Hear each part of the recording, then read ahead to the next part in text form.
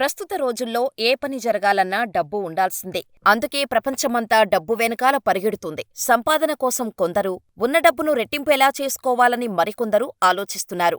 వచ్చే ఆదాయంలో కొంత మొత్తాన్ని సేవ్ చేయాలని భావిస్తున్నారు. ఫ్యామిలీకి ఆర్థిక భరోసా కల్పించేందుకు ఇన్వెస్ట్మెంట్ పథకాలపై దృష్టి సారిస్తున్నారు.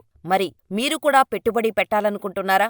అయితే మీకోసం అద్భుతమైన ప్రభుత్వ స్కీమ్ అందుబాటులో ఉంది. అదే పబ్లిక్ ప్రావిడెంట్ ఫండ్ స్కీమ్. ఇదొక long term investment scheme. PPF పథకంలో ఇన్వెస్ట్ చేస్తే ఎలాంటి రిస్కు ఉండదు. ఇందులో రోజుకు రూ. 50 ఇన్వెస్ట్ చేస్తే చాలు. మెచ్యూరిటీ నాటికి ఏకంగా 5 లక్షలు అందుకోవచ్చు. మరి ఈ పీపీఎఫ్ స్కీమ్ మెచ్యూరిటీ టైం ఎంత? ఆ వివరాలు ఇప్పుడు చూద్దాం. పీపీఎఫ్ స్కీములో కనీస పెట్టుబడి రూ. 500. గరిష్టంగా ₹1,50,000 వరకు పెట్టుబడి పెట్టొచ్చు. పీపీఎఫ్ స్కీములో 15 ఏళ్లు పెట్టుబడి పెట్టాల్సి ఉంటుంది.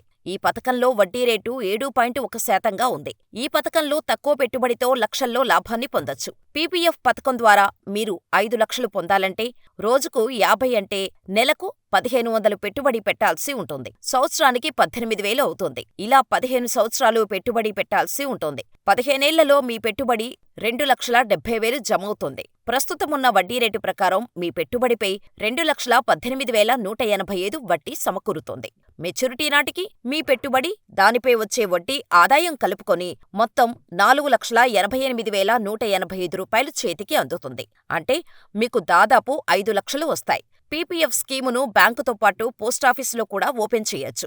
Aadhaar, voter ID, driving licence, PAN card, నివాస్ చిరునామా రుజువు, నామినీ డిక్లరేషన్ కోసం ఫారం, పాస్పోర్టు సైజ్ ఫోటో అందించి అకౌంట్ తెరవచ్చు. పీపీఎఫ్లో పెట్టుబడి పెట్టిన ప్రధాన మొత్తంపై ఆదాయపు పన్ను మినహాయింపులు వర్తిస్తాయి. 1961 ఆదాయపు పన్ను చట్టంలోని సెక్షన్ 80C కింద పెట్టుబడి మొత్తం విలువను పన్ను మినహాయింపు కోసం క్లెయిమ్ చేసుకోవచ్చు.